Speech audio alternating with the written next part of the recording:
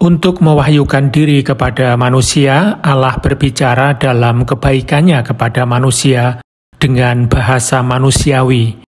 Sabda Allah yang diungkapkan dengan bahasa manusia telah menyerupai pembicaraan manusiawi.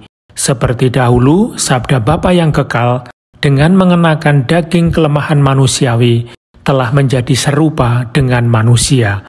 Demikian dikatakan di dalam Dei Verbum nomor 13. Melalui kata-kata kitab suci, Allah hanya mengatakan satu kata. Sabdanya yang tunggal dan di dalam Dia Ia mengungkapkan diri seutuhnya. Sabda Allah yang satu dan sama berada dalam semua kitab. Sabda Allah yang satu dan sama bergaung dalam mulut semua penulis kitab yang suci. Dan karena sejak awal Ia adalah Allah pada Allah, Ia tidak membutuhkan suku-suku kata karena Ia tidak bergantung pada waktu. Dari sebab itu, gereja selalu menghormati kitab-kitab suci sama seperti tubuh Kristus sendiri. Gereja tak putus-putusnya menyajikan kepada umat beriman roti kehidupan yang gereja terima baik dari meja sabda Allah maupun dari meja tubuh Kristus. Di dalam kitab suci, gereja selalu mendapatkan makanannya dan kekuatannya, karena di dalamnya ia tidak hanya menerima kata-kata manusiawi, tetapi apa yang sebenarnya kitab suci itu, yakni sabda Allah. Karena di dalam kitab-kitab suci, Bapa yang ada di surga penuh cinta kasih, menjumpai para putranya dan berwawancara dengan mereka.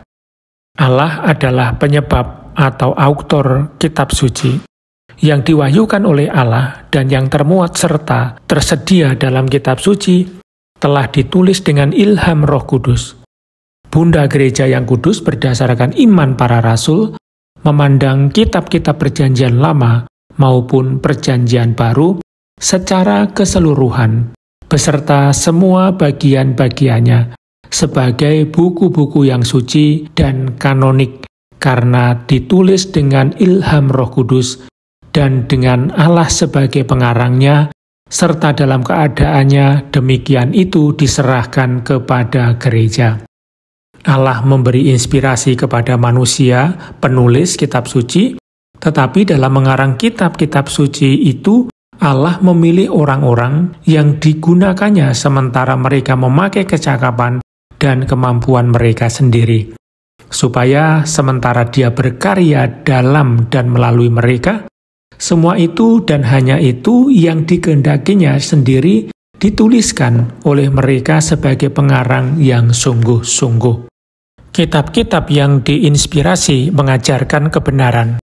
Oleh karena itu, karena segala sesuatu yang dinyatakan oleh para pengarang yang diilhami harus dipandang sebagai pernyataan Roh Kudus, maka harus diakui bahwa buku-buku kitab suci mengajarkan dengan teguh dan setia serta tanpa kekeliruan kebenaran yang oleh Allah dikehendaki supaya dicantumkan dalam kitab-kitab suci demi keselamatan kita.